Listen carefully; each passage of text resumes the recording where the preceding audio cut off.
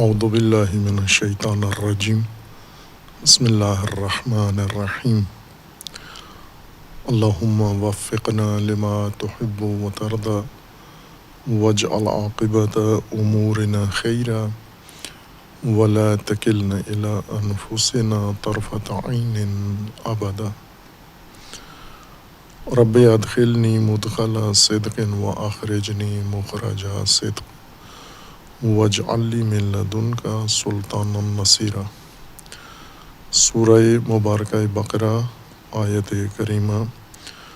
وَإِذْ قَالَ رَبُّكَ لِلْمَلَائِكَةِ إِنِّي جَاعِلٌ فِي الْأَرْضِ خَلِيفَةً قَالُوا أَتَجْعَلُ فِيهَا مَن يُفْسِدُ فِيهَا وَيَسْفِكُ الدِّمَاءَ وَنَحْنُ نُسَبِّحُ بِحَمْدِكَ وَنُقَدِّسُ لَكَ قَالَ إِنِّي أَعْلَمُ مَا لَا تَعْلَمُونَ وَعَلَّمَ آدَمَ الْأَسْمَاءَ كُلَّهَا ثُمَّ عَرَضَهُمْ عَلَى الْمَلَائِكَةِ فَقَالَ أَنبِئُونِي بِأَسْمَاءِ هَؤُلَاءِ إِن كُنتُمْ صَادِقِينَ قَالُوا سُبْحَانَكَ لَا عِلْمَ لَنَا إِلَّا مَا عَلَّمْتَنَا إِنَّكَ أَنْتَ الْعَلِيمُ الْحَكِيمُ۔ اللہ تبارک و تعالیٰ نے زمین پر خلیفہ بنانے کی آگہی ملائکہ کو دی۔ زمین پر ایک خلف لانے کا اعلان کیا اور آگاہی دی۔ ملائکہ نے اس آگاہی کے بعد یہ استفسار کیا کہ یہ خلافت کے لیے مناسب نہیں ہے یا زمین کی خلافت کے لیے مناسب نہیں ہے، چونکہ یہ مفسد ہوگا اور سفاک، زمین میں فساد کرے گا اور زمین میں خون بہائے گا، جبکہ زمین پہ جو مخلوق ہو دوسری مخلوق کے خلف میں اور خلافت میں جو آئے اس کی ذمہ داری کچھ اور ہے۔ اور انہوں نے اپنے بارے میں کہا وَنَحْنُ نُسَبِّحُ بِحَمْدِكَ وَنُقَدِّسُ لَكَ، ہم آپ کے حمد کی تسبیح کرتے ہیں اور آپ کے لیے تقدیس کرتے ہیں۔ تسبیح آپ کے حمد کے ساتھ و تقدیس آپ کے لیے کرتے ہیں۔ اللہ تبارک و تعالیٰ نے انہیں جواب دیا کہ عالم انی عالم ما لا تعلمون، جو میں جانتا ہوں وہ تم نہیں جانتے۔ اور ملائکہ کی اس تشویش کے بعد اللہ تبارک و تعالیٰ نے وَعَلَّمَ آدَمَ الْأَسْمَاءَ كُلَّهَا، اللہ تبارک و تعالیٰ نے تمام اسماء آدم کو تعلیم دیے۔ ثم عرضہم علی الملائکہ، پھر انہیں ملائکہ پر پیش کیا۔ فقال انبئونی باسماء ہؤلاء، یہ سب اسماء مجھے بتاؤ، خبر دو۔ ان کنتم صادقین، اگر آپ صحیح کہتے ہو تو ان اسماء کے بارے میں مجھے خبر دو۔ قالوا سبحانک لا علم لنا الا ما علمتنا، ملائکہ نے جواب دیا کہ ہمیں علم نہیں ہے سوائے اس کے جو آپ نے ہمیں علم دیا ہے، جو تعلیم دی ہے۔ انک انت العلیم الحکیم، لا علمی کا اظہار کیا ان اسماء کے بارے میں، اور پھر اس کے بعد ہے پھر اللہ نے آدم کو حکم دیا یا قال یا آدم انبئہم باسمائہم، ان اسماء سے اب ملائکہ کو آپ آگاہ کریں، اور انہوں نے کر دیا۔ اس میں قرآن کریم نے جیسا یہ ماجرا انسان کی خلقت و خلافت کا ذکر کیا ہے، جیسا پہلے اشارہ ہوا تھا کہ قرآن کے علاوہ بھی منابع میں یہ باس زیر باس ہے۔ مختلف ادیان و مذاہب میں داستان خلقت انسان و قصہ آدم موجود ہے، قرآن سے پہلے جو کتابیں نازل ہوئی ہیں تورات و انجیل، ان کے اندر بھی یہ واقعہ درج ہوا ہے، اور جو موجود ہیں تورات و انجیل کے نسخے جنہیں بعد میں لکھا گیا ہے یا ان کے متعدد نسخے بنائے گئے ہیں، ان کے اندر بھی یہ داستان موجود ہے۔ اس کے علاوہ ادیان و مذاہب کے علاوہ مختلف اقوام کے اندر بھی خلقت انسان و خلقت آدم کا ذکر موجود ہے، اگرچہ ان داستانوں یا ان واقعات کا ممکن ہے ادیان سے دور کا تعلق ہو کسی طرح سے، لیکن کسی دینی کتاب میں نہیں ہے، بلکہ رائج واقعات یا قصے ہیں مختلف اقوام کے اندر۔ جیسے ہندو مذہب کے اندر یا ہندو تہذیب کے اندر، اور ان سے بھی پہلے دیگر جو انسانی معاشرے گزرے ہیں اور ان کی تاریخ موجود ہے، ان کے اندر یہ واقعہ درج کیا گیا ہے۔ اور ایسے ہی قرآن کریم میں آنے کی وجہ سے مسلمانوں کے اندر بھی یہ داستان بیان ہوئی ہے، یہ واقعہ، اور پھر مسلمانوں کے مختلف مذاہب و فرقے وجود میں آئے ہیں۔ انہوں نے قرآن ہی کے محور میں مختلف تفسیریں کی ہیں اس واقعہ کی، اور ایک اور منبع اس واقعہ کا یعنی انسان کی خلقت کا زمین پر آغاز کا جو علوم نے پیش کیا ہے۔ کچھ علوم ہیں جیسے تاریخ نے کچھ ذکر کیا ہے حصہ داستان انسان کا، اور کچھ طبعی علوم نے ذکر کیا ہے، خصوصاً وہ علوم جن کا موضوع زمین ہے اور زمین کے احوال و حالات و زمین کے آثار، جس کو اصطلاح میں زمین شناسی کہا جاتا ہے یا جیالوجی، انہوں نے اس داستان کو ذکر کیا ہے کہ انسان کب سے زمین پر ہے، اور انہوں نے بھی اپنے مطالعات میں جو دریافت ہے انہیں ذکر کیا ہے۔ اور عموماً یہ ابحاث آپس میں مخلوط ہو جاتی ہیں، قصے، داستانیں، افسانے، سابقہ ادیان و مذاہب کی آراء، اور اسی طرح علوم نے جو کچھ پیش کیا ہے، اور اسلامی مذاہب و فرق نے جو کچھ اس باب میں بیان کیا ہے، جیسے تفاسیر کی ہیں، اقوال، یہ بھی قرآن کے داستان کے ساتھ مخلوط ہو جاتی ہیں، اور انہیں سب کو تفسیر کے طور پر پیش کیا جاتا ہے۔ کوئی حرج نہیں ہے ان سب کو بیان کیا جائے، یا علم ہے یا تاریخ علم ہے، یا واقعاً ان واقعات کے اندر اور ان داستانوں کے اندر علمی قدر و قیمت پائی جاتی ہے۔ اگر نہ ہو تو ہم کم از کم یہ اس کو درجہ دے سکتے ہیں کہ تاریخ میں انسان نے یہ افکار بھی پیش کیے ہیں یا یہ بھی نظریات ان کے گزرے ہیں جو تاریخ علم کے زمرے میں آتے ہیں۔ لیکن جب ہم قرآن کو سمجھنا چاہتے ہیں تو وہاں پر ہمیں صرف قرآن کو ہی مد نظر رکھنا چاہیے، باقی منابع الگ سے بیان کریں، اور پھر بے شک آپس میں موازنہ بھی کریں کہ قرآن کی داستان میں اور ادیان کی داستان میں فرق کیا ہے، علوم جو کچھ کہتے ہیں اور قرآن میں اس واقعہ کے متعلق جو کچھ بیان ہوا ہے اس میں فرق کیا ہے، یا حتیٰ احادیث میں جو کچھ بیان ہوا ہے اور قرآن میں، اس میں آپس میں مماثلت، مشابہت کتنی ہے اور مخالفت کتنی ہے۔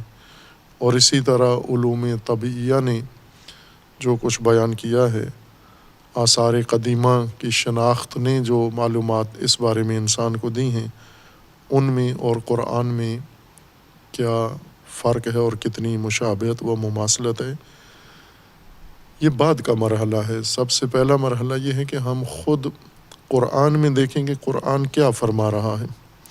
قرآن کریم نے اس مطلب کو یہ ایسے بیان کیا ہے کہ اللہ تبارک و تعالیٰ نے ملائکہ کو جو انسان کی خلقت و خلافت سے پہلے سے موجود تھے انہیں کہا کہ زمین پر خلیفہ بنایا جا رہا ہے، یعنی خلیفہ سے مراد خلف میں ایک سابقہ مخلوق یا سابقہ موجودات کے بعد ان کے خلف میں ایک اور مخلوق پیدا کی جا رہی ہے۔ ملائکہ نے جواب دیا کہ یا اس پر استفسار کیا کہ یہ جو تفصیل خلیفہ کی جو مخلوق ایجاد کی جا رہی ہے، یعنی انسان جس مواد سے بنا ہے، یا وہ دلیل ہے یا سابقہ جن کے خلف میں یہ آ رہا ہے، یعنی انسان کے سلف جو پہلے گزر چکے ہیں، یہ خلف ہے ان کا۔ وہ سلف تو خون بہاتے تھے، فساد زمین میں کرتے تھے، تو اگر ایک فسادی مخلوق کو ہٹا کے دوسری فسادی مخلوق لائی جا رہی ہے تو فرق تو کچھ بھی نہیں پڑا، ایک فسادی کے بعد دوسرا فسادی زمین پہ لایا جا رہا ہے۔ جیسا کہ اس کی تائید ہوتی ہے بعض قرآن کریم کی آیات سے بھی کہ پہلے کوئی مخلوقات تھیں جن کے خلف میں انسان لایا جا رہا ہے، اور روایات میں بھی ان کی طرف اشارہ ہے کہ ایسی مخلوقات تھیں، یا جنات تھے، یا نسناس تھے، یا انسان ہی تھے پہلے، اور ان کی جگہ پر یہ نسل انسانی لائی جا رہی ہے۔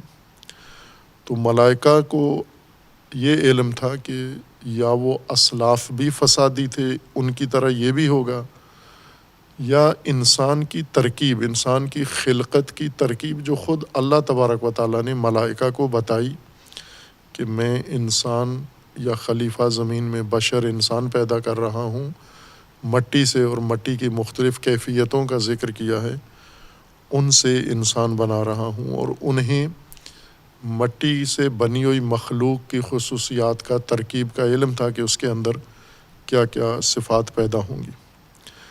اور انہوں نے یہ کہا کہ ہم آپ کی حمد کی تسبیح کرتے ہیں اللہ کی، اور تقدیس کرتے ہیں، اللہ کے لیے تقدیس کرتے ہیں، کہ جسے ایک معنی یہ کیا گیا ہے کہ ملائکہ نے اپنا استحقاق خلافت کا ثابت کیا ہے۔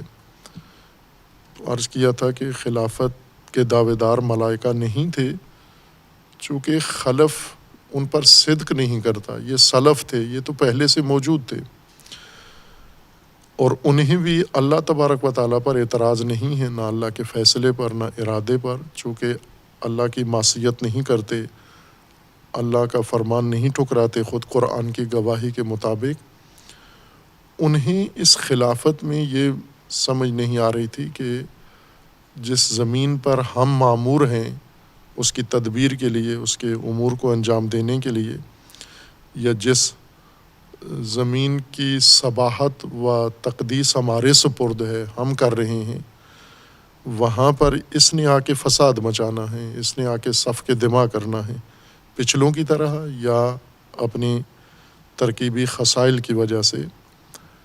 لہٰذا ان دو کاموں میں تضاد ہے، جو ہم چاہیں گے زمین میں کرنا اور جو یہ چاہے گا زمین میں کرنا۔ ملائکہ کی ماموریت، ذمہ داری، اور انسان کی خسائل آپس میں ٹکرائیں گے۔ یہ اللہ تبارک و تعالیٰ نے ملائکہ کو یہ جواب دیا، انی اعلم ما لا تعلمون، جو میں جانتا ہوں وہ آپ نہیں جانتے۔ تکذیب نہیں کی، تردید نہیں کی ملائکہ کی بات کی، بلکہ یہ فرمایا جو میں جانتا ہوں وہ تم نہیں جانتے۔ اور پھر اس کے بعد وَعَلَّمَ، قرآن کریم نے اس میں اضافہ یہ کیا ہے کہ ملائکہ کے اس استفسار کے بعد وَعَلَّمَ آدَمَ الْأَسْمَاءَ كُلَّهَا، اللہ نے اب ترتیب قرآن میں اس طرح سے ذکری ترتیب تو ہے لفظی، لیکن یہ دلیل نہیں ہے کہ پہلے اللہ نے اعلان کیا پھر ملائکہ نے اعتراض کیا، یعنی زمان کے لحاظ سے یہ تقسیم بندی تھی، اور پھر اس کے بعد اللہ تبارک و تعالیٰ نے ملائکہ کو جواب دی اور پھر تعلیم دی آدم کو اسما کی۔ وعلم آدم الاسماء کلہا، تمام اسماء آدم کو تعلیم دیے۔ خوب یہاں پہلی دفعہ آدم کا نام آ رہا ہے، اس سے پہلی آیت میں صرف خلیفہ تھا زمین میں مقرر کیا جا رہا ہے، لیکن اشارہ نہیں تھا کہ کون ہے وہ۔ اس آیت میں مشخص ہوتا ہے کہ وہ آدم ہیں، آدم کو خلیفہ بنایا جا رہا ہے۔ اور جیسا پہلی آیت میں اشارہ نہیں تھا اور اس آیت میں بھی نہیں ہے کہ کس کا خلیفہ بنایا جا رہا ہے، اس کا ذکر نہیں ہے کہ کس کے خلف میں لایا جا رہا ہے، وہ خود لفظ خلیفہ بتا رہا ہے کہ جو بھی تھا اس کا نام، چونکہ اس کی تشخیص اور اس کی پہچان، اس کی خصوصیات انسان کے لیے، مخاطبین قرآن کے لیے اہمیت نہیں رکھتی، چونکہ اصل جو اس داستان میں ہدایت کا پہلو ہے اس میں وہ دخیل نہیں ہے، ہر چند ان کی علمی قدر ہے ان معلومات کی، اگر ان کی وضاحت ہو جاتی تو تشویش برطرف ہو جاتی اور وضاحت ہو جاتی کہ فلاں مخلوق پہلے تھی پھر اس کے بعد یہ مخلوق آئی ہے، لیکن اللہ نے اس مخلوق کا نام نہیں لیا، لیکن عنوان خلیفہ یہ بتا رہا ہے کہ بالآخر کوئی تھا جس کے خلف میں اسے لایا جا رہا ہے، اور وہ کون ہے؟ وہ آدم ہے۔ یہاں پر آدم نام لیا، لیکن قرآن کریم کی دیگر آیات میں آدم نہیں کہا بلکہ انسان اور بشر کی اصطلاح استعمال کی گئی ہے۔ یعنی جب اللہ تبارک و تعالیٰ نے ملائکہ کو خلیفہ کہا کہ میں بنا رہا ہوں، دیگر آیات میں فرمایا کہ میں زمین پر بشر اور زمین پر انسان کو خلق کر رہا ہوں۔ سورہ مبارکہ صاد میں آیا 71 کے اندر اللہ تبارک و تعالیٰ نے اسی آیت کے وزان پر جو سورہ بقرہ میں ہے آیا 30، اسی وزن پر بیان فرمایا، لیکن وہاں خلیفہ کا یا آدم کا لفظ نہیں استعمال کیا۔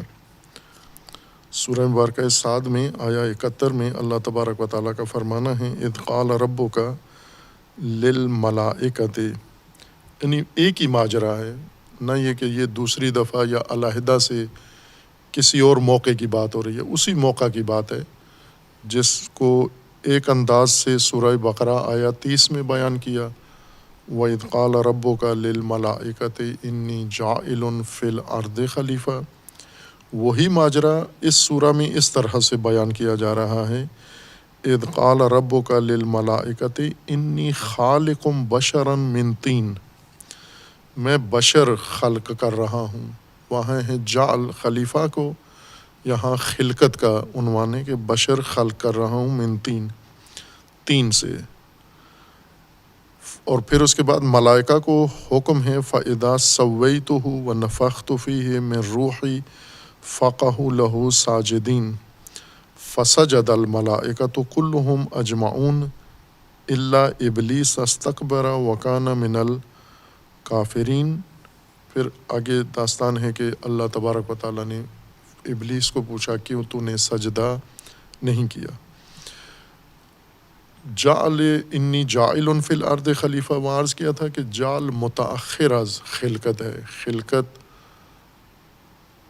اصل ایجاد کو کہتے ہیں یا ایک اندازے کے مطابق کسی شے کو وجود دینا، یہ خلقت ہے، اور اس اندازے کے مطابق موجود مخلوق کو نظام ہستی میں، نظام الہی میں اس کی اپنی جگہ پر مقرر کر دینا، یہ جعل ہے۔ جعل متاخر ہے خلقت سے، بمعنی خلقت نہیں ہے۔ جب مخلوق جس کو خلیفہ بنایا جا رہا ہے اس کی بات ہوئی تو لفظ خالق استعمال کیا ہے، لیکن جب اس کا عنوان اور اس کی پوزیشن بتائی گئی ہے تو وہاں پر جعل ہے، یعنی یہ دراصل جانشین بنایا جا رہا ہے کسی اور کا، کسی کے خلف میں اس کو قرار دیا جا رہا ہے۔ اور چونکہ ملائکہ کو اللہ تبارک و تعالیٰ نے خود فرمایا ہے کہ انی خالق بشرا من طین، میں طین سے، مٹی سے اس گیلی مٹی کو طین کہتے ہیں، خشک مٹی تراب ہے، اس کا بھی ذکر ہے قرآن کریم میں، اور گیلی مٹی جب وہ پانی میں مل جائے اس سے میں بشر بنا رہا ہوں، خلق کر رہا ہوں، اور جب یہ تسویہ ہو جائے، بن جائے اور اس میں نفخ روح ہو جائے تو پھر آپ سب اس کے لیے تسلیم ہو جاؤ، سجدہ کرو اس کو، اور ایسا ہی کیا ملائکہ نے۔ خوب یہاں پر بشر کی خلقت کا ہے حکم، یہاں آدم کا نام نہیں آیا۔ اسی طرح اللہ تبارک و تعالی نے ملائکہ کو ہی آگاہ کر کے انسان کی خلقت کے بارے میں آگاہ کیا کہ میں بنا رہا ہوں زمین کے اوپر۔ سورہ مومنون میں انسان کی خلقت کا ذکر ہے کہ میں انسان خلق کر رہا ہوں، اور انسان خلق کیا ہے ہم نے، اور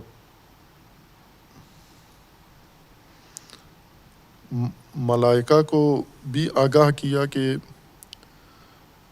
میں انسان خلق کر رہا ہوں۔ اس آیا میں سورہ صاد میں بشر تھا، اور یہاں پر انسان کا ذکر ہے کہ انسان خلق کر رہا ہوں۔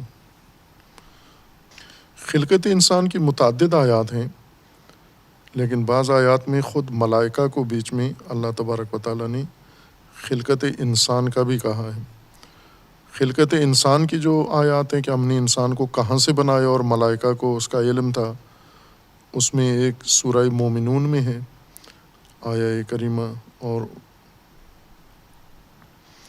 سورہ یاسین میں کہ انسان کو ہم نے کس نطفہ سے بنایا ہے اور کس مادے سے بنایا ہے، اور پھر اس مادے کے اوپر کیا کیا حالات گزرے ہیں۔ سورہ رحمان میں اللہ تبارک و تعالیٰ نے انسان کی خلقت کا ذکر فرمایا ہے۔ سورہ ہجر آیہ 26 میں اللہ تبارک و تعالیٰ نے پھر انسان کی خلقت اور ملائکہ کو آگاہی کا ذکر فرمایا ہے۔ آیہ 26 سے شروع ہوتا ہے یہ سیاق، وَلَقَدْ خَلَقْنَا الْإِنسَانَ مِنْ صَلْصَالٍ مِنْ حَمَاءٍ مَسْنُونٍ، کہ یہاں مواد بھی بتایا ہے کس سے خلق کر رہے ہیں، خلیفہ نہیں کہا، بشر بھی نہیں کہا، بلکہ انسان کہا ہے۔ وَلَقَدْ خَلَقْنَا الْإِنسَانَ مِنْ صَلْصَالٍ مِنْ حَمَاءٍ مَسْنُونٍ۔ اب یہ اس مادے کی آگے کیفیتیں ہیں مٹی کی، کہ مٹی جب طین بنتی ہے پھر اس کے بعد تر ہو کے پھر تھوڑی سخت ہوتی ہے، لیکن بالکل خشک نہیں ہوتی بلکہ نمدار ہوتی ہے لیکن سخت ہو جاتی ہے، جسے سلسال کہتے ہیں، اور حماء مسنون اس بدبودار کیفیت میں، یعنی زیادہ عرصہ گیلی رہنے سے اس کے اندر یہ کیفیت پیدا ہوتی ہے۔ وَالْجَانَّ خَلَقْنَاهُ مِنْ قَبْلُ مِنْ نَارِ السَّمُومِ، کہ یہاں پر در حقیقت سلف کا بھی ذکر آ گیا ہے ضمنی طور پر۔ خلف کا ذکر سورہ بقرہ میں ہے، انی جاعل فی الارض خلیفہ، خلف بنا رہے ہیں ہم، اور یہاں سورہ ہجر کی آیہ 27 میں ہے کہ انسان کی خلقت سے پہلے وَالْجَانَ خَلَقْنَاهُ مِنْ قَبْلُ مِنْ نَارِ السَّمُومِ، ہم نے اس کو نار سے، نار کے نطفے سے یا نار کے اس مادے سے پہلے سے ہم نے جن کو پیدا کیا ہے۔ پس پہلے جنات موجود تھے بطور سلف، اور ملائکہ ان سے بھی پہلے موجود تھے۔ یہ دو مخلوقات ہیں جو انسان کی خلقت سے پہلے قرآن نے ذکر کی ہیں کہ یہ موجود تھیں۔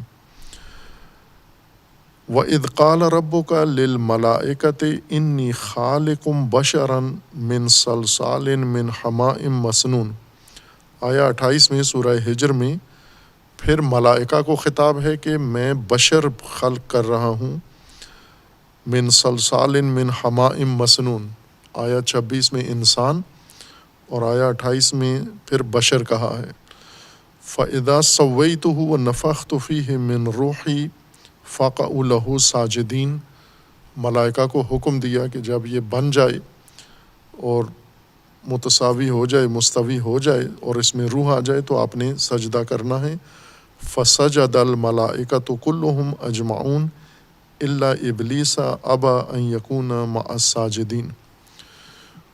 بس قرآن کریم میں آدم بھی کہا گیا ہے اس خلیفہ کو، اور یہی ماجرا جب دوسری آیات میں ذکر ہوا ہے تو اس کو انسان کہا گیا ہے، اور یہی ماجرا جب تیسری آیت میں ذکر ہوا ہے تو اس کو بشر کہا گیا ہے۔ یعنی 3 اصطلاحیں اللہ تبارک و تعالیٰ نے اس کے لیے استعمال کی ہیں، آدم، بشر اور انسان۔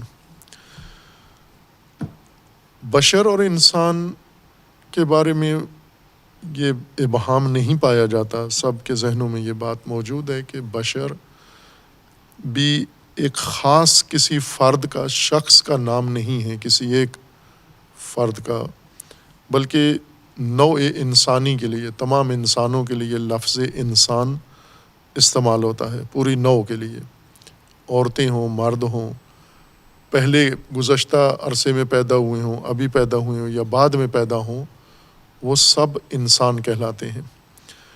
اور بشر بھی اسی طرح کسی خاص فرد اور شخص کو نہیں کہتے، بلکہ بشر بھی عام ہے، نام نوع کے لیے ہے، سب کے لیے استعمال ہوتا ہے۔ بشر سے مراد یعنی وہی سارے افراد جو انسان کہلاتے ہیں، عورتیں، مرد۔ لیکن آدم کے بارے میں ایسے نہیں ہے۔ آدم کے بارے میں جو رائج مطلب ذہنوں کے اندر موجود ہے، تفاسیر و تقاریر میں جو کچھ ذکر کیا گیا ہے، وہ یہ ہے کہ آدم ایک فرد کا نام ہے، پہلے بشر کا نام، پہلے انسان کا نام، یا جس کو ابو البشر کہا جاتا ہے روایات میں اور اقوال میں، اس پہلے فرد کا نام جسے اللہ تبارک و تعالیٰ نے بنایا ہے، اس کا نام آدم ہے۔ خوب، اس بنیاد پر اگر ہم سورہ صاد اور سورہ ہجر کی آیات میں نگاہ کریں کہ اللہ تبارک و تعالیٰ نے بالکل ہو بہو یہی ماجرا، یہی داستان ہے، کوئی الگ موقع نہیں ہے، اور وہاں بھی انہی الفاظ کے ساتھ ہے، اذ یعنی نبی اکرم صلی اللہ علیہ وآلہ وسلم کو خطاب ہے کہ اے نبی، آپ یاد کریں، آپ حاضر کریں اپنے ذہن میں وہ ماجرا، وہ موقع، وہ منظر جہاں پر ہم انسان خلق کر رہے تھے اور ملائکہ کو کہا، جب ہم بشر بنا رہے تھے، خلق کر رہے تھے اور ملائکہ کو کہا اور بتایا، اور یہاں پر ہے کہ اے نبی یاد کریں جب ہم نے ملائکہ کو کہا کہ ہم خلیفہ بنا رہے ہیں۔ اگر یہ ذیل میں وَعَلَّمَ آدَمَ الْأَسْمَاءَ كُلَّهَا نہ آتا تو یہاں بھی وہی مضمون تھا، یعنی بشر کی خلقت ہو رہی ہے، انسان کی خلقت کی بات ہو رہی ہے، اور جب بشر و انسان کی خلقت کی بات ہو تو یعنی سب انسانوں کی بات ہو رہی ہے، نہ کہ ایک فرد کی خلقت کی بات۔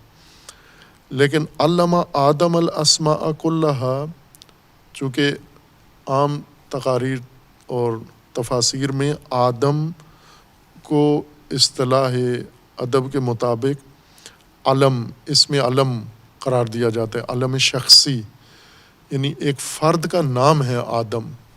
آدم نام کا ایک ہی فرد اس نوع میں آئے ہیں، اور وہ پہلا انسان جو اللہ نے بنایا ہے اس کا نام آدم ہے، اور نام بھی اللہ نے رکھا ہے اس کا آدم، انہوں نے خود نہیں رکھا۔ باقی تمام انسانوں نے اپنے نام خود رکھے ہیں، اللہ نے ان بعض خاص جیسے روایات میں ہے کہ اللہ تبارک و تعالیٰ نے بعض برگزیدہ انسانوں کے نام رکھتے ہیں، جیسے یحییٰ نام تھا جو اللہ نے انتخاب کیا، یا نبی اکرم صلی اللہ علیہ وآلہ وسلم کا نام گرامی اللہ کی طرف سے تجویز ہوا ہے۔ اسی طرح آدم نام بھی اللہ نے رکھا ہے ابو البشر کا، اور بعد میں ابناء آدم ہیں، بعد میں آدم نہیں ہے۔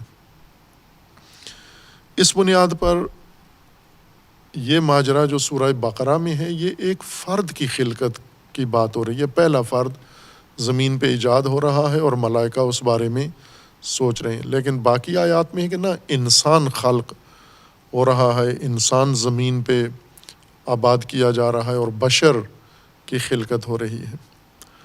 آدم کے بارے میں بھی یہ ایک رائے ہے یا ایک قول ہے کہ آدم علم ہے ایک فرد واحد کا، اور مختص ہے انہی کے ساتھ، اور باقیوں کو ابناء آدم یا بنو آدم یا بنی آدم قرآن نے کہا ہے، انہیں آدم نہیں کہا ہے۔ آدم دو مبنا ہیں، ایک یہ کہ یہ آدم خود لفظ آدم کسی اور زبان سے عربی میں داخل ہوا ہے، جیسا کہ بعض اہل لغت اس طرف مائل ہیں کہ یہ عربی لفظ نہیں ہے، عبری ہے یا دیگر سریانی لفظ ہے ان زبانوں کا، اور وہاں سے استعمال ہوتا عربی میں بھی داخل ہوا ہے۔ اور دوسرا قول یہ ہے کہ نہ، یہ خالصتاً اصالتاً عربی ہی لفظ ہے، اور یہ آدم ابو البشر پہلے فرد کا نام نہیں ہے، علم نہیں ہے، یہ وصف ہے، صفت ہے، ان کی خصوصیت ہے۔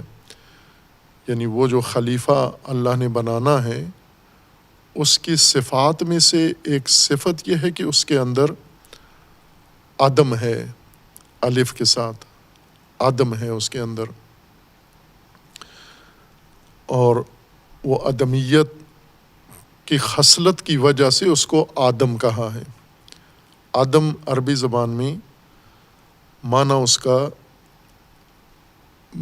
استعمالی معنی تو دو تین ذکر کیے جاتے ہیں، لیکن اصل ایک ہی معنی ہے۔ اصل ایک معنی جو عدم کے لیے ہے وہ یہ کہ جب چند چیزوں کو آپس میں ملا دیا جائے، مخلوط کر لیا جائے، اور وہ ایک دوسرے کے ساتھ مل جائیں، ایک دوسرے کو قبول کر لیں اور ایک دوسرے کے ساتھ مل کر ایک مزاج، ایک کیفیت بنا دیں، اور آپس میں مخلوط ہو کے ایک اچھی طبیعت، ایک اچھا مزاج بنا لیں، اس مخلوط ہونے کو، ملائمت کو، سازگاری کو عدم کہتے ہیں۔ کچھ چیزیں ہیں جو نہیں ملتی ہیں آپس میں، مخلوط کریں بھی تو مخلوط ہونے کے بعد جو چیز وجود میں آتی ہے دونوں کو ملانے سے، وہ کوئی کارآمد چیز نہیں ہوتی، قابل استفادہ چیز نہیں ہوتی، بلکہ وہ کوئی ردی چیز بن جاتی ہے، یا دونوں چیزوں کو ملانے سے وہ دونوں ہی ضائع ہو جاتی ہیں۔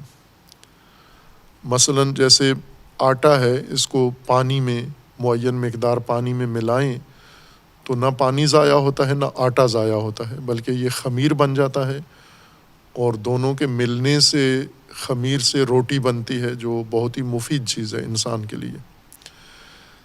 لیکن اگر اسی آٹا میں مٹی ڈال دیں ہم، یا پانی کسی آٹا کے علاوہ کسی اور چیز میں ڈال دیں ہم، تو پانی بھی ضائع ہو جاتا ہے، وہ دوسری جز دوم بھی ضائع ہو جاتا ہے۔ یا اگر آٹا کے اندر ہم کوئی اور چیز ڈال دیں، تیل ڈال دیں، تو دونوں ضائع ہو جاتے ہیں۔ لیکن جب آٹا اور پانی ڈالتے ہیں تو یہ ایک دوسرے کے ساتھ سازگاری اختیار کر لیتے ہیں، آٹا پانی کے ساتھ مل جاتا ہے، پانی آٹا کے ساتھ مل جاتا ہے، اور دونوں مل کر ایک اچھی کیفیت پیدا کر دیتے ہیں۔ اس عمل کا نام عدم ہے، عرب اس کو کہتے ہیں، یہ عدمیت ہے، یہ عدم ہے۔ لہٰذا عدم کے معنوں میں سے، عدمہ میں سے ایک معنی اس کا سالن ہے، جو روٹی کے ساتھ پکایا جاتا ہے کسی بھی شے سے، مثلا گوشت پکا کے اس کا سالن بنایا جائے، سبزی ہو، دالیں ہوں، کوئی چیز بھی مسالے ڈال کے، پانی ڈال کے اس کو گلایا جائے اور پکایا جائے، تو یہ ساری چیزیں جب ملتی ہیں آپس میں تو ایک دوسرے کے ساتھ سازگار ہو جاتی ہیں، ایک دوسرے کے ساتھ ہم آہنگ ہو جاتی ہیں، ایک دوسرے کے ساتھ مل کر ایک بہت ہی اچھا ذائقہ ایجاد کرتی ہیں، جو انسان بڑا خوش ہو کے کھاتا ہے، دل پذیر ہوتا ہے انسان کے لیے، ایک طعم پیدا ہو جاتا ہے اس سے، اس کو عدم کہتے ہیں۔ اسی طرح گندم کو بھی عرب عدیم کہتے ہیں یا عدم کہتے ہیں۔ اس کی وجہ بھی یہ ہے کہ گندم بھی یا تو مخلوط ہونے کی وجہ سے بنتی ہے، گندم زمین سے اگتی ہے اور بہت ساری چیزیں مل کر گندم اگاتی ہیں، یا یہ کہ یہ گندم کے اندر خصوصیت یہ ہے کہ یہ بہت ساری چیزوں کے ساتھ سازگار ہو جاتی ہے۔ گندم کا جب دانہ ہو تو یہ دانہ بھی خوراکوں میں بہت ساری چیزوں میں مخلوط ہو جاتا ہے اور اچھا طعم بنتا ہے، اور جب آٹا ہو، آٹا بن کر بھی یہ بہت ساری چیزوں کے ساتھ گندم مخلوط ہو جاتی ہے، اور سب سے اس کی بڑی خصوصیت یہ ہے کہ جب سالن بنایا جائے کھانے کے لیے اور روٹی کو سالن میں ڈبو کے جب کھاتے ہیں تو یہ بہت اچھی ترکیب بنتی ہے۔ تمام دنیا کے انسانوں کو سب سے زیادہ جو چیز پسند ہے وہ یہ ہے، روٹی دوسرے مرکبات کے ساتھ، دوسرے محلول کے ساتھ جب ملاتے ہیں تو روٹی اس طعم کو قبول کر لیتی ہے، آٹا اس طعم کو قبول کر لیتا ہے اور اس کے ساتھ سازگار ہو جاتا ہے۔ اس وجہ سے گندم کو بھی ادم کہتے ہیں۔ اور اسی سے متصل گندم کے رنگ کو بھی ادم کہتے ہیں۔ ادم یعنی جس کا رنگ گندمی ہو، گندم جیسا ہو۔ گندم ایک ایسا رنگ ہے جس میں سیاہی بھی نہیں ہے اور سرخی بھی محض نہیں ہے، خالص نہیں ہے کوئی رنگ اس میں۔ گندمی رنگ کئی رنگوں کی ملاوٹ ہے، کئی رنگ اس کے اندر شامل ہیں۔ چونکہ مخلوط ہو کے یہ رنگ بنتا ہے اس لیے یہ گندمی رنگ کہلاتا ہے۔ اور ابھی جو انسانی نسلیں زمین پر ہیں آبادی، یہ 3 رنگوں میں یا 4 رنگوں میں انسان بٹے ہوئے ہیں رنگوں کے لحاظ سے۔ سفید فام یعنی سفید جلد والے لوگ، سیاہ پوست سیاہ جلد والے لوگ جیسے افریقہ میں ہیں یا دیگر خطوں میں ہیں، اور اسی طرح سرخ پوست جو امریکہ میں آباد ہیں، اور ایشیا کے لوگوں کو کہا جاتا ہے زرد پوست یا گندمگون، گندمی رنگ ہے ان کا۔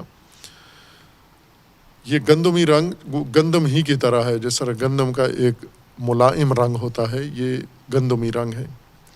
جیسے پاکستانی ہندوستانی ہیں تو یہ گندمی رنگ کے لوگ ہیں۔ یہ گندم کو ادم کہتے ہیں اور گندمی رنگ کو بھی ادیم کہتے ہیں، جس کے یا آٹے کو بھی یا گندم کو بھی کہتے ہیں۔ اور اللہ تبارک و تعالیٰ نے انسان کے لیے بھی یہی لفظ قرآن کریم میں استعمال کیا ہے، آدم کا، اور یہ خصوصیت ہے، صفت ہے، یا اس وجہ سے کہ چونکہ ترکیب ہے، جس طرح قرآن نے کھولا ہے خلقت آدم کو، مواد کو، کہ ہم نے اسے مٹی سے بنایا ہے، مٹی کو پانی میں بھگویا ہے، پھر اس مٹی کو چھوڑ دیا ہے، پھر اس مٹی نے کچھ عرصہ رہنے کے بعد سختی اختیار کی ہے، اس میں بدبو پیدا ہوئی ہے، پھر اس میں آواز پیدا ہوئی ہے، اور پھر اس طرح کرتے کرتے یہ نطفہ میں بدلی ہے، اور نطفہ سے پھر آگے علقہ و مضغہ و دیگر مراحل اس مٹی نے طے کیے ہیں۔ تو یہ ساری ترکیب، اور ترکیب بھی ایسی جس کے اندر یہ ملائمت و سازگاری رہی ہے، اس وجہ سے یہ جو مخلوق پیدا ہوئی ہے برخلاف جن کے، کہ اس میں یہ مختلف عناصر شامل نہیں ہیں، صرف ایک عنصر ہے آگ۔ انسان کی ترکیب میں مختلف عناصر شامل ہوئے ہیں۔ اب عناصر قدیم سائنسدانوں کی اصطلاح میں مٹی اور پانی یہ 2 مستقل عنصر ہیں۔ آج کے موجودہ سائنسدانوں کی اصطلاح میں یہ عنصر نہیں ہے، یہ مرکبات ہیں۔ عناصر میں باقی چیزیں ہیں، جیسے آکسیجن ہے، جیسے ہائیڈروجن ہے، جیسے باقی جو ذرات ہیں وہ عنصر رکھتے ہیں، جو مٹی کی بھی ترکیب جن سے بنتی ہے، یا پانی کی ترکیب جن سے بنتی ہے، وہ عناصر ہیں۔ انسان مختلف عناصر سے بنا ہے، لیکن جن ایسا نہیں ہے، مختلف عناصر سے بنا ہوا نہیں ہے۔ اس لیے مختلف عناصر نے جو ترکیب پائی ہے تو اس کے اندر یہ عدمیت پیدا ہوئی ہے یا عدیمیت پیدا ہوئی ہے، سازگاری پیدا ہوئی ہے۔ اس وجہ سے اس مخلوق کا نام آدم رکھا گیا ہے کہ یہ آدم ہے، یعنی مٹی اور مختلف عناصر سے مل کر بنا ہوا یہ ہے۔ یا پھر جیسا بعض علماء نے ذکر کیا ہے کہ مٹی سے چونکہ بنا ہے تو رنگت مٹی والی ہی تھی انسان کی، یعنی انسان کے جو رنگت ہے، مثلا سیاہ رنگت، یہ مٹی کی رنگت نہیں ہے، مٹی سیاہ نہیں ہوتی۔ سفید رنگت بھی اصل رنگت نہیں ہے انسان کی، اصل رنگت مٹی کی وہی ہے جو گندمگون لوگوں کی، یعنی یہ ایشیائی لوگوں کی جو یہ جو رنگت ہے، گندمگون ہونا، سانولا ہونا، یہ مٹی کی اصل رنگت ہے۔ باقی رنگ جو پیدا ہوئے انسان کے اندر وہ مٹی کی رنگت نہیں ہے، وہ باقی عناصر، باقی عوامل نے مل کر کہیں نور کی کثرت ہوئی ہے، کہیں نور کی قلت ہوئی ہے، کہیں مثلا گرمی زیادہ ہوئی ہے، کہیں گرمی کم ہوئی ہے، تو ان چیزوں نے اس رنگت کو تبدیل کر دیا ہے، ورنہ بنیادی رنگت وہ مٹی کی رنگت ہے۔ لہٰذا آدم مٹی کی رنگت والے کو بھی کہتے ہیں، چونکہ گندم اور مٹی کی رنگت ایک جیسی ہے، خشک مٹی بھی اسی رنگ کی ہے اور گندم بھی اسی رنگ کی ہوتی ہے، اور انسان جب اس مٹی سے بنا ہے تو اس کی رنگت بھی ایسی تھی، اس وجہ سے مٹی کے رنگ کی طرح یا مٹی کے مٹیالے رنگ کی وجہ سے اس کو آدم کہا گیا ہے۔ خوب، یہ تو وجہ تسمیہ تھا کہ علم ہے یا نہیں، اس کے بارے میں رائج ذہنوں میں یہی ہے کہ یہ تو اس میں علم شخصی ہے، فقط ایک فرد آدم ہے، باقی دوسرا کسی اور کا نام نہیں رکھا گیا آدم۔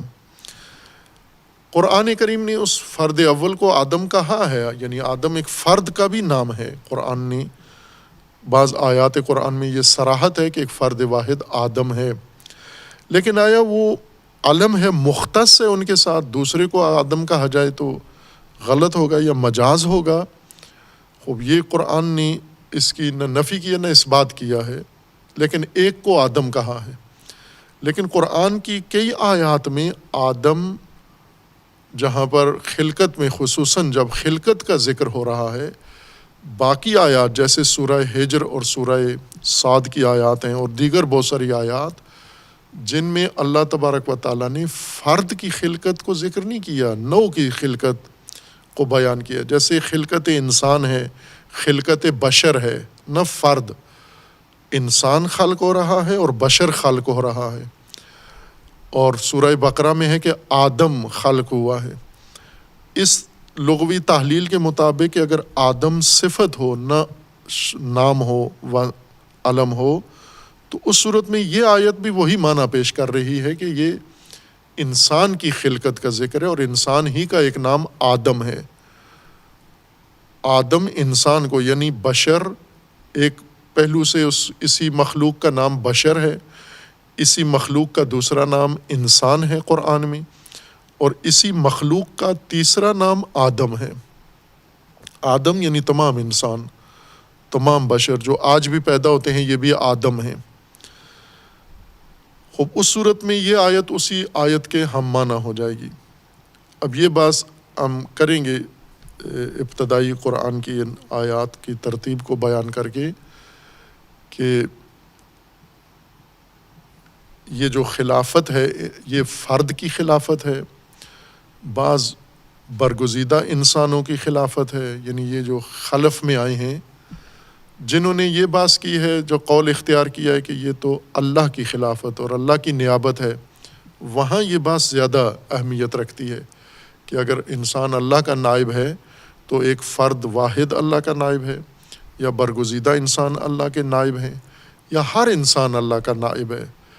لیکن اگر ہم یہ کہیں کہ دوسرا قول کہ یہ خلیفہ اللہ کا نہیں ہے، یہ پہلے زمین پہ موجود کسی مخلوق کے بعد آنے کی وجہ سے اس کا خلیفہ ہے، پھر اس بات کی اہمیت نہیں رہتی، یا یہ بات سرے سے ہوتی نہیں ہے کہ یہ کون ہے جس کو خلیفہ بنایا جا رہا ہے، آیا فرد ہے خلف جنات میں یا خلف ملائکہ میں یا خلف نسناس میں فرد بنایا جا رہا ہے یا نوع کو بنایا جا رہا ہے، پھر یہ بات منتفی ہو جاتی ہے۔ پس آدم اگر علم ہو تو فرد واحد کی خلقت ہے اور سجدہ اور باقی سارے معاملات، اور اگر آدم بھی انسان و بشر کی طرح اس میں عام ہو اور تمام انسانوں کے لیے استعمال ہوتا، اور وصف کے طور پر رنگت کی وجہ سے یا ترکیب کی وجہ سے وصف واقع ہوا ہے اس مخلوق کا جو خلف میں آئی ہے، برخلاف جان کے کہ وہ ترکیبی نہیں ہے یا گندمگون نہیں ہے یا رنگت اس کی ایسے نہیں ہے، تو اس وجہ سے یہ مخصوص ہو جائے گا۔ وَعَلَّمَ آدَمَ الْأَسْمَاءَ كُلَّهَا۔ اگر قرآن کریم کی باقی آیات کو بھی دیکھیں، آیات خلقت کو، اور جو احکام اللہ تبارک و تعالیٰ نے ذکر کیے ہیں، تو ایک فرد واحد نہیں ہو رہی ہے واقعہ، یعنی ایک فرد واحد بنا کر پھر اس فرد واحد کے لیے یہ سارا کچھ معاملہ نہیں ہے، بلکہ پوری نو کی بات ہو رہی ہے۔ یا جیسے پہلے اشارہ کیا تھا کہ جعل خلافت اللہ کے صفات میں سے ہے، اللہ جاعل الخلیفہ فی الارض ہے اس آیہ کے مطابق، اور متعدد اور آیات کے مطابق۔ 3 طرح کی آیات ہیں خلافت کی۔ ایک وہ آیات ہیں جنہوں نے ابتدائی خلافت انسان کی ذکر کی ہے، ایک وہ آیات ہیں جنہوں نے بعض اقوام کی خلافت بعض اقوام کے بعد ذکر کی ہے، اور ایک وہ آیات خلافت ہیں جنہوں نے افراد کی خلافت جیسے حضرت داؤد کی خلافت کا ذکر کیا ہے، اور ایک قسم آیات کی وہ ہیں جو ایک قانون کلی کے طور پر آنے والی نسلوں کے لیے بھی خلافت کا ذکر ہے کہ انہیں بھی ہم خلیفہ بنائیں گے، یعنی انہیں بھی خلف میں لائیں گے، دوسروں کے بعد انہیں بھی لائیں گے۔ اور خلافت ایک تسلسل ہے، ایک مسلسل قانون ہے اللہ تبارک و تعالیٰ کا، سنن الہی میں سے ہے۔ استخلاف یعنی گزشتگان کی جگہ دوسروں کو لانا، آباد کرنا، پھر انہیں ختم کر کے ان کی جگہ دوسرے لانا، یہ ایک مستقل سنت ہے اللہ تبارک و تعالیٰ کی زمین کے اوپر، اور زمین اسی طرح سے رہے گی قیامت تک، اسی طرح سے رہے گی جب تک زمین ہے۔ خلافت و استخلاف کا قانون اس میں جاری و ساری ہے، یہ قرآن کے مسلمات میں سے، اور صراحت ہے قرآن کریم کی، یہ کوئی قول نہیں ہے کسی کا یا کسی فرقے یا مسلک کا، قرآن کی صراحت ہے اس میں کہ خلافت ایک امر مستمر ہے۔ لیکن اس خلافت کا جو ذکر ہے جو سورہ بقرہ میں یا سورہ صاد میں 71 میں یا سورہ ہجر کی آیہ 26 اور 28 میں ہے، یہ پہلی خلافت ہے، یعنی انسان کی جگہ نہیں، بلکہ یوں کہیں کہ یہ موجودہ نسل کے اندرونی خلافت نہیں ہے، انٹرا خلافت نہیں ہے، بلکہ کسی اور مخلوق کی جگہ پر ایک نئی مخلوق کی خلافت ہے۔ وہ نسناس ہوں، ممکن ہے جیسا روایات میں ہے کہ نسناس ہیں، یا وہ جنات ہیں، یا وہ ممکن ہے ملائکہ کے بعض گروہ ہوں جیسا روایات کے اندر ہے۔ اور اس آیت سے بھی البتہ یہ شائبہ ملتا ہے کہ پہلے زمین ملائکہ کے اندر تھی اور ملائکہ خود زمین پہ تھے، ملائکہ ارضین، ان کے بعد انسان بھی زمین پر لایا جا رہا ہے، تو یہ خلافت انسان کی اس بارے میں بھی شمار ہو سکتی ہے۔ علم آدم الاسماء کلہا، یا اس تفسیر کے مطابق یا قول کے مطابق یہ علم شخصی آدم اور فرد ابو البشر کی بات ہو رہی ہے، یا تمام نوع انسان کی ہے کہ تمام نوع انسان آدم ہے، اور اللہ تبارک و تعالیٰ نے تعلیم دی ہے آدم کو اسما کی۔ چونکہ ملائکہ کو جو دشواری تھی جس کا انہوں نے اظہار کیا، وہ معاملہ زمین کا ہی تھا، یعنی زمین میں کیسے یہ خلیفہ آئے گا، زمین کا کیا بنے گا، جو ماموریت ملائکہ کی ہے، جو تدبیر ذمہ داریاں ان کی ہیں، ان کا کام ہے زمین کو بچانا، ان کا کام ہے زمین کو سنبھالنا، ان کا کام ہے زمین کی تدبیر کرنا، زمین کو محفوظ رکھنا، یہ فسادی اور صف کے دماغ کرنے والا، تو یہ تو زمین کو ہی خطرے میں ڈالے گا۔ اس لیے اللہ تبارک و تعالیٰ نے انہیں کہا کہ انی اعلم ما لا تعلمون، جو میں جانتا ہوں وہ تم نہیں جانتے، اور جو تمہیں کھٹکا ہے کہ یہ فساد کرے گا وہ صف کے دماغ کرے گا، ایک اور پہلو ہے اس کا جس سے یہ سدھر سکتا ہے، یا جس سے یہ آپ کے خدشات کے مطابق نہیں ہوگا، زمین برباد نہیں کرے گا، اور وہ یہ ہے کہ یہ تعلیم پذیر ہے، اس کو تعلیم دی جا سکتی ہے۔ اس کی بڑی خصوصیت خلیفہ کی یہ ہے، اس کو سکھایا جا سکتا ہے، جو کچھ یہ نہیں جانتا یہ اسے پڑھایا جا سکتا ہے، یہ اسے بتایا جا سکتا ہے، اور یہی سب سے بڑی خوبی ہے اس کی کہ اس کو بتایا جا سکتا ہے، اس کو پڑھایا جا سکتا ہے، برخلاف ان موجودات کے جو جیسے ہیں ویسے ہی رہیں گے، انہیں مزید کچھ بھی نہیں سکھایا جا سکتا، کچھ بھی نہیں پڑھایا جا سکتا۔ صرف انسان ہے جس کے متعلق اللہ تبارک و تعالیٰ نے اس کی داستان خلقت میں خلقت کے ہمراہ تعلیم بھی ذکر کر دی ہے. یعنی اس کی خلافت اس کی تعلیم کے اوپر منحصر ہے. یہ تعلیم اس کی دراصل بنیاد ہے، نہ ترکیب اس کی. مٹی سے بننا نہیں بلکہ تعلیم. مٹی سے بن کر اس کے اندر جب اللہ نے جو خصوصیات رکھ دی ہیں، خصوصاً نفخ روح، اس کے نتیجے میں جو اس میں خصوصیت آئی ہے اس کے مطابق یہ تعلیم پذیر ہے، اس کو تعلیم دی جا سکتی ہے. وَعَلَّمَ آدَمَ الْأَسْمَاءَ كُلَّهَا، اللہ تبارک و تعالیٰ نے آدم کو تمام اسماء تعلیم دیے. اسماء اسم کی جمع ہے، اور اسم جس طرح ترجمہ کیا جاتا ہے اور ٹھیک ہے یہ ترجمہ، نام جسے ہم کہتے ہیں نام. البتہ خود اسم کے بارے میں ہم بسم اللہ کی تفسیر میں یہ تفصیلی بحث کر رہے ہیں کہ اسم کا لغوی مادہ بنیاد کیا ہے. آیا وسما سے اسم بنا ہے، سما سے سیما جس سے بنا ہے لفظ سیما، وسما جس کا معنی ہوتا ہے علامت، جس چیز کو علامت لگا دی جائے. وسم علامت لگانے کو کہتے ہیں، تو اسم علامت کو کہتے ہیں. یعنی کسی چیز کے اوپر کوئی علامت لگائی جائے. مختلف علامتیں لگاتے ہیں، کبھی رنگ لگا دیتے ہیں، کبھی کوئی اور چیز علامت کے طور پہ کسی شے کے ساتھ لٹکا دیتے ہیں، اس میں ٹھونک دیتے ہیں، اس کے ساتھ آویزاں کر دیتے ہیں، کچھ لکھ دیتے ہیں، کوئی شکل بنا دیتے ہیں. یہ علامتیں ہیں. اور کبھی کوئی لفظ اس کے لیے مخصوص کر دیتے ہیں. اس وجہ سے وہ لفظ جو علامت کے طور پر مختص ہو جائے، یہ اس وجہ سے اسم کہلاتا ہے، چونکہ وسم کا مطلب علامت ہے، اور وہ لفظ جو علامت بن جاتے ہیں انہیں اسماء کہا جاتا ہے. دوسرا لغوی قول یہ ہے کہ یہ وسما سے نہیں، سماوا سے، سمو سے نکلا ہے. اسم، سما اور اسماء و اسم دونوں ایک مادہ رکھتے ہیں، سماوا سے ہے یہ. اس صورت میں اس کا معنی علامت نہیں ہوگا، بلکہ اس صورت میں اس کا معنی نمایاں ہونا، بلندی. سمو بلندی کو کہتے ہیں، اور بلندی جو نمایاں ہو. تو اسم اس وجہ سے نام کو اسم کہتے ہیں عربی میں، چونکہ اس سے یہ نمایاں کر دیتا ہے.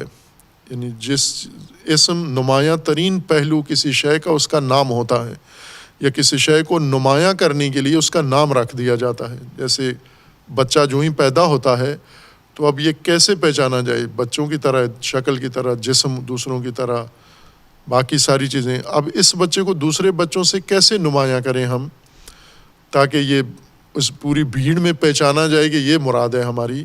تو وہ نام ہی ہے. نام سے یہ دوسروں سے ممتاز ہوتا ہے اور علیحدہ ہوتا ہے. چونکہ نام نمایاں کرتا ہے انسان کو یا اشیاء کو، اس وجہ سے یہ لفظی نام، یہ لفظ جو نام کے طور پر مختص کیا جاتا ہے، اس کو اسم کہتے ہیں. اللہ تبارک و تعالیٰ نے آدم کو اسماء کی تعلیم دی، وہ تمام اسماء کی، اسماء کلہا، تمام اسماء آدم کو تعلیم دے دی ہے اللہ تبارک و تعالیٰ نے. اسماء یعنی جتنے امور تھے، نشانیاں کہہ لیں اگر وسم سے لیں، سمو سے لیں، تو جتنے نمایاں حقائق کو نمایاں کرنے کے لیے جو اللہ تبارک و تعالیٰ نے مشخصات کیے بنائے ہوئے تھے حقائق کے، وہ حقائق کے مشخصات نمایاں کرنے والے امور آدم کو بتا دیے.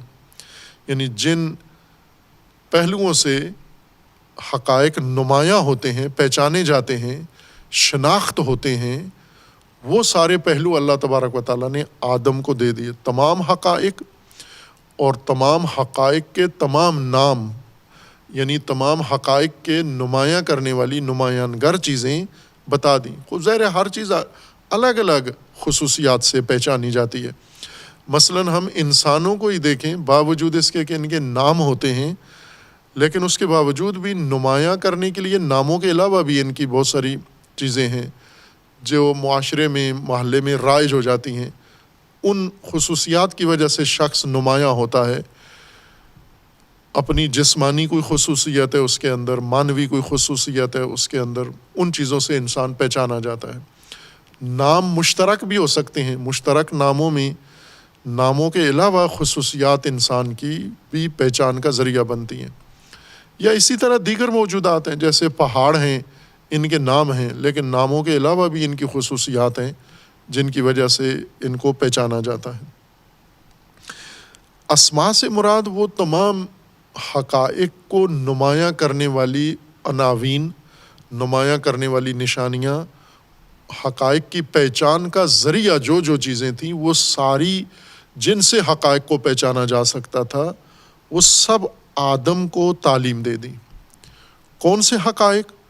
خوب ظاہر یہ قرینہ ساتھ چل رہا ہے کہ وہ حقائق چونکہ خلیفہ کہاں بنا رہے ہیں؟ زمین پر، تو ظاہر زمین کے حقائق ہی بتانے تھے، جن حقائق سے اس کا پالا پڑنا ہے، جن حقائق سے کل اس کو زندگی گزارنی ہے، اس کو پیش آنے ہیں، یہ حقائق. نہ کہ زمین پہ اس کو ایجاد کر کے خلق کر کے حقائق کسی اور عالم کے اس کو بتا دیں. حقائق یعنی جب جس زمین پر یہ پیدا ہوئے اس سے پہلے یہ زمین حقائق سے بھری ہوئی ہے. زمین ہے، زمین کے اوپر بہت کچھ ہے، زمین کے اندر بہت کچھ ہے، زمین کے اندر جاندار ہیں، زمین کے اندر بے جان چیزیں ہیں، زمین کے اندر موسم ہیں، زمین کے اندر درخت ہیں، اشجار ہیں، چرندے ہیں، پرندے ہیں، زمین کے انسان جنات ہیں، ملائکہ ہیں. یہ سارے حقائق، زمین بھری ہوئی ہے حقائق سے جہاں آدم کو خلیفہ بنایا جا رہا ہے. تو ظاہر ان حقائق کی پہچان ضروری تھی.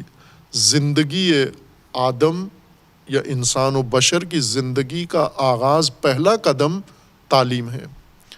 تعلیم سے آگے بات بنی ہے. یوں نہیں کہ پہلے کہا آدم کو عبادتیں کرو، نماز پڑھو، پہلے فلاں کام کرو، پہلے نہ، سب سے پہلے تعلیم، تمام امور بعد میں. گھر اس کا کیا ہوگا، گھر کی بات بھی بعد میں، اس کی شادی کا کیا بنے گا بعد میں، کپڑے کیا ہوں گے، جوتے کیا ہوں گے، یہ گرمی میں کیا کرے گا، سردی میں کیا کرے گا، یہ سب کچھ اسے مل جائے گا. یعنی یہ خود انتظام کر لے گا. کہاں سے؟ تعلیم سے. تعلیم کس کی؟ حقائق کی تعلیم. جن حقائق سے اس کا سروکار ہے وہ تعلیم آدم کے لیے ضروری ہے. نہ وہ تعلیم جو سرگرمی ہو، حقائق کی نشاندہی اس سے نہ ہوتی ہو، اور وہ حقائق انسان کی زندگی سے کوئی تعلق نہیں رکھتے. وہ تو تعلیم نہیں ہے، وہ تو خود ایک دھوکہ ہے انسان کے لیے. سراب ہے. سراب یعنی جس کو انسان تعلیم کے طور پر حاصل کرے لیکن اس تعلیم میں کوئی حقیقت سے کبھی بھی پردہ نہیں اٹھا، حقیقت تک انسان کو تعلیم نے نہیں پہنچایا، حقیقت انسان پر روشن نہیں کی، منکشف نہیں کی، اور انسان کو حقیقت کے قریب نہیں کیا.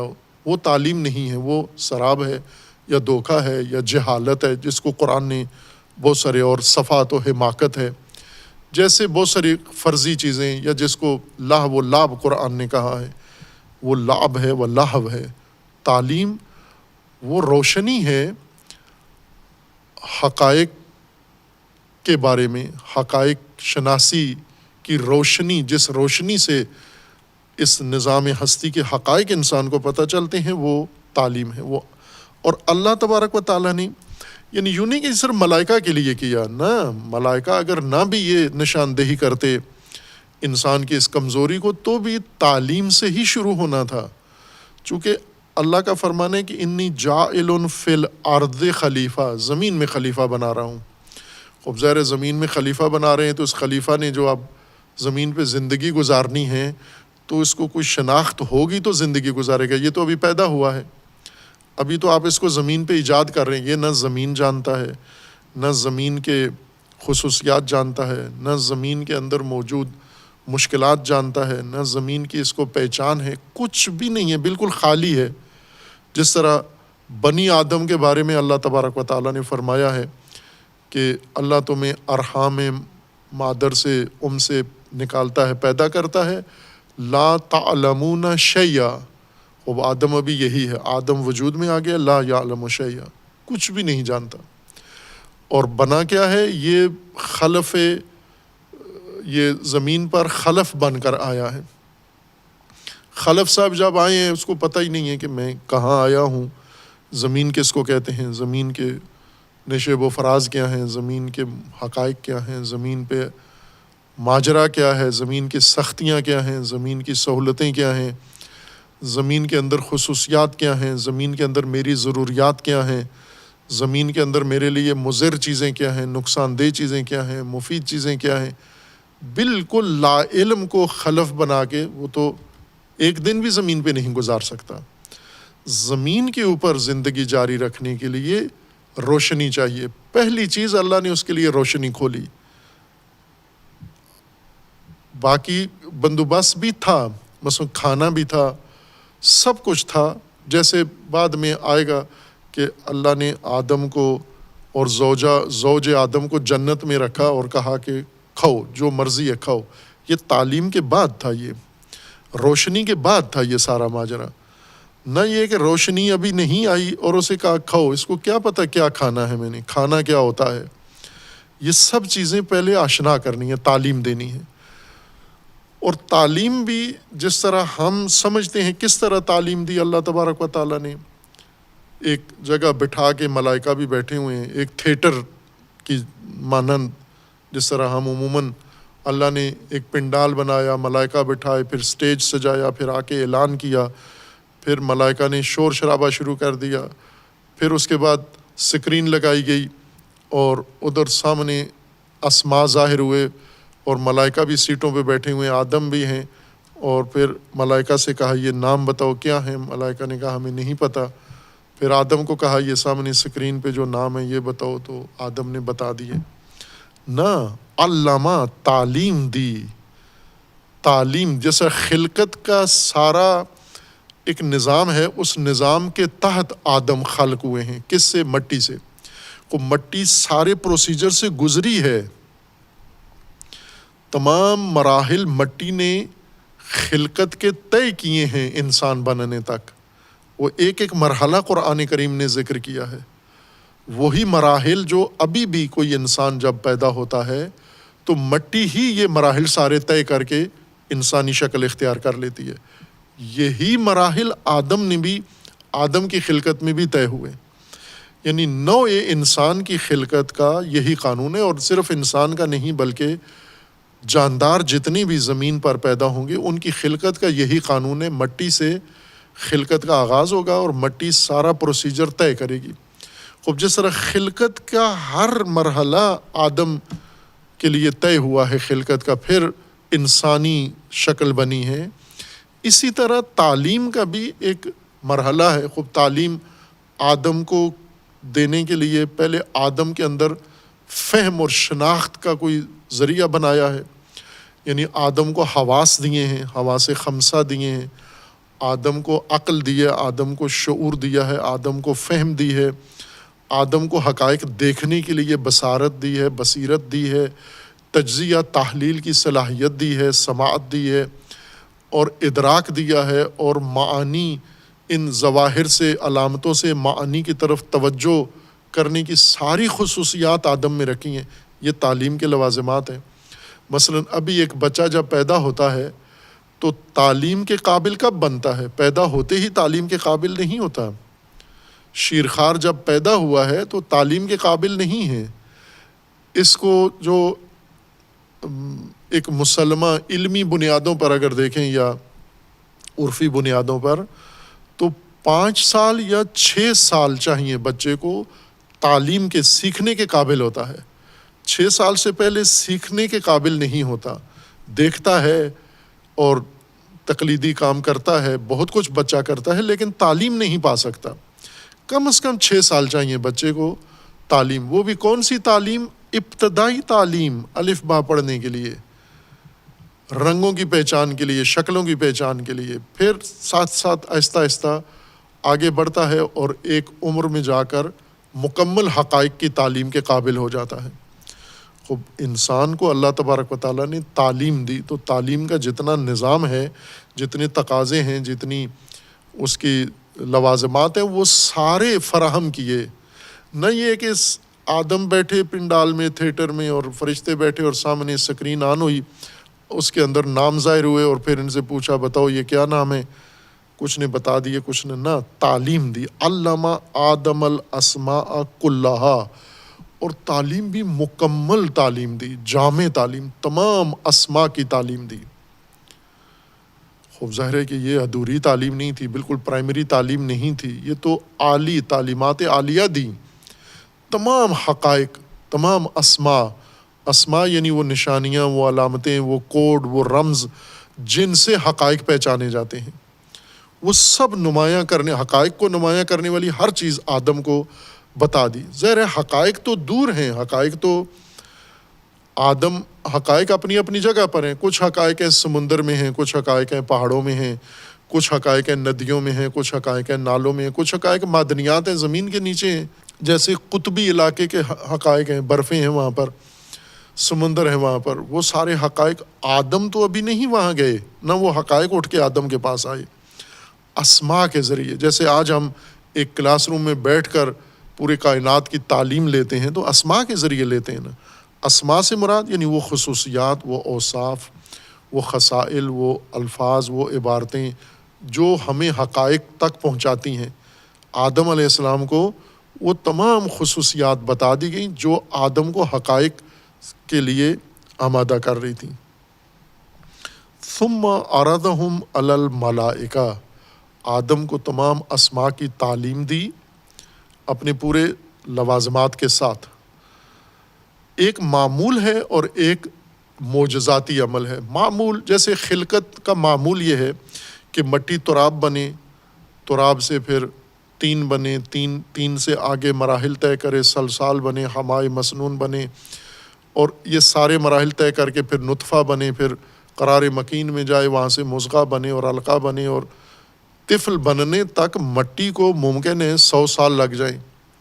یہ 100 سال کا معمول کا فرضی طور پر میں کہہ رہا ہوں، ممکن ہے 100 سال میں یہ کام ہو کہ 100 سال میں ایک مٹی یہ مراحل خلقت طے کر کے انسان بنے۔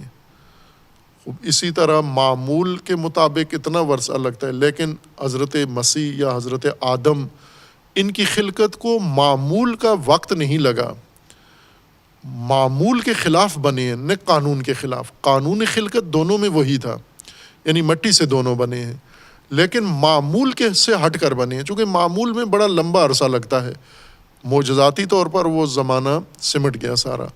اسی طرح تعلیم کا ایک معمول ہے کہ معمول کے مطابق بچہ پیدا ہو 6 سال کے اندر تعلیم کے قابل ہوتا ہے، پھر 18-20 سال تک بھرپور تعلیم کے قابل ہوتا ہے، اعلیٰ اور گہری تعلیم کے قابل بعد میں ہوتا ہے، بچپن میں نہیں ہوتا، اور شاید 20 سال بھی نہ ہو، 20 سال کے بعد بھی، جیسا روایات میں ہے کہ 40 سال میں تو انسان میں عقل پیدا ہوتی ہے۔